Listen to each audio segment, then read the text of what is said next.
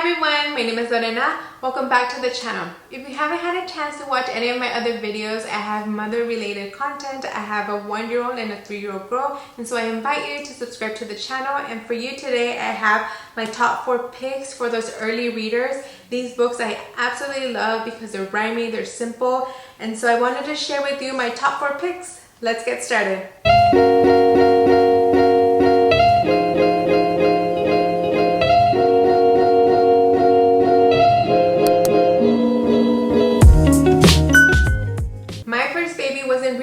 In books until around 10 months old.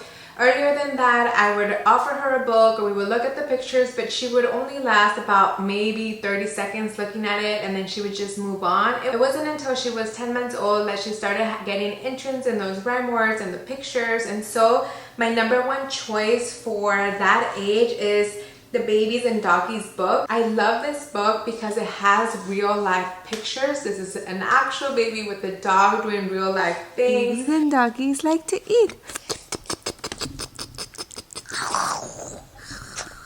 Look, I was eating the food. Like for example, they're at the beach, the baby is running, and then you can see the dog here too. They use fun words such as loopy. It's very short, it rhymes.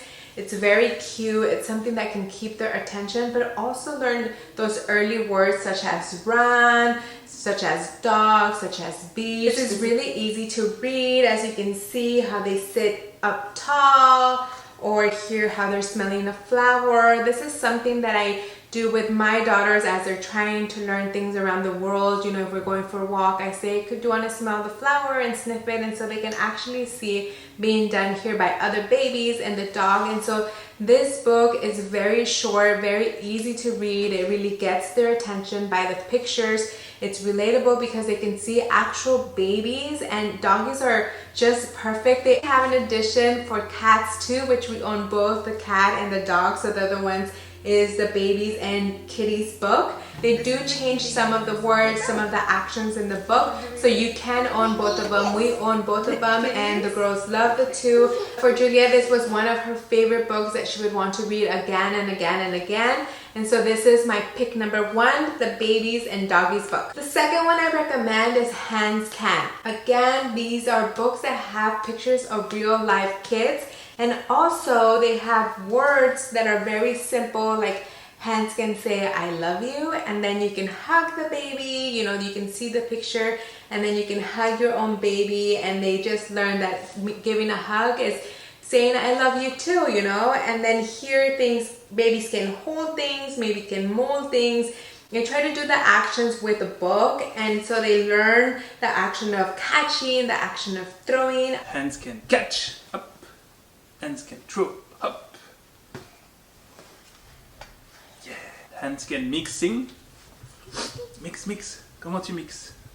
Hand can fixing.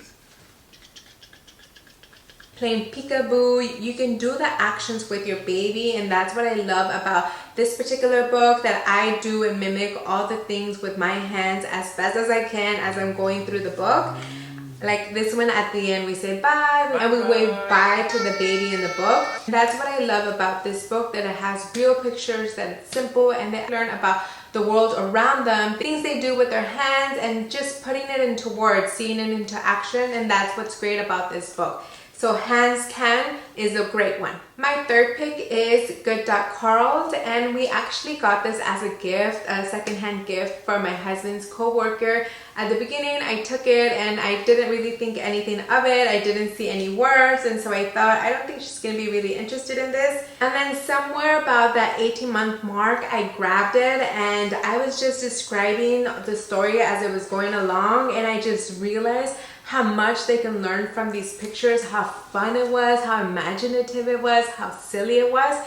And my daughter loved it. She was so obsessed with it that she wanted to read it again and again. And every time I would read it, I would notice more and more details, and I would throw in more details. It was just such an adventure for her and I to read this book. The book is so silly. The book is about a baby, you know, getting left with a dog to babysit, and the mom leaving the house. And so the baby goes through all these things with the dog, such as jumping in the bed, going down the hole for the laundry, getting into a fish tank, things that are just so silly and that really wouldn't happen in general, but the things that you can describe by just the pictures, it's up to you to make it as you want, as creative as you want, as exciting as you want, as adventurous as you want, and picking and choosing all the little details that you want. Of course, the first time that you read it, it's a little bit difficult because as you go along, you're trying to figure out what's going on.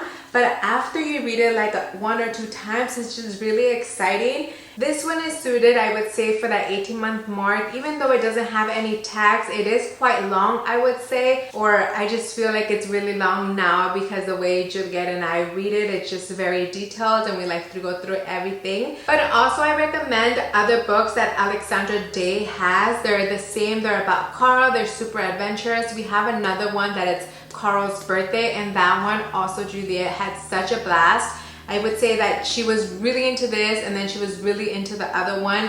They're very silly, adventurous books, and so I highly recommend these, and I can't wait for Penelope to get into them. And so for the 4th book, I chose My Mommy Is There. This is a story about mommy and baby elephant. They go out through their whole day, and at the end they go to bed, or mommy puts baby elephant to bed. And so I read this as a bedtime story for her, and it's just such a beautiful story. It rhymes. It's, you can say like the things here, the splash. Here you can see I would ask her to point to the butterfly, to point to the bird, to point to the flowers, and it's just so nicely written. If I could read just a snippet of it, it says, "If I could walk all by myself, I'd hop and skip and jump so high. But just for now, I'll hold you with care as I learn my mommy is there." So it's very sweet. I love it. It's very beautiful. This is a nice book that, you know, at the end I would say, look, it's nighttime, these are the stars, where's the moon? And she would just love it. And I feel like in the end she felt safe, and just reassured her that I was there no matter what, that it was just the end of the day, that it was nighttime, that we had done a lot of things throughout the day, but at the end, baby had to be tucked in and put to bed with a kiss goodbye for her to feel safe, that mommy would always be there. And so I absolutely love this one. Juliet and I really enjoyed this one for nighttime story. And Penelope just transitioned into her own bed in sister's room. She had her little bed next to us, but now she's transitioning with little sister, and so daddy's doing the whole night routine. And so I'm saving this one for like a month or so when I can read it again to both girls when I put them to sleep, once they are more settled into a routine, and I can just go in and read this to both of them. But this is My Mommy Is There, and I absolutely love this one too. And lastly, I wanted to suggest to you to have dedicated spaces in your house where you have easy access to all the books that they can read. We currently have a shelf downstairs in the living room where they have easy access to all of their books, and also they have another set of books in their bedroom where they have a shelf, and also they have a nugget, and that can be their quiet space in the bedroom. And so I suggest for you to have those dedicated book sections so that they are able to independently and at their own free will go grab one and just enjoy their books. So I hope you're able to add these books to your collection. Let me know in the comments below. What do you think? Do you already have them? Is it one of your baby's favorites too? I hope this content was truly useful to you, and if it was, if you can give this video a thumbs up and subscribe to the channel. I'll see you next time. Bye.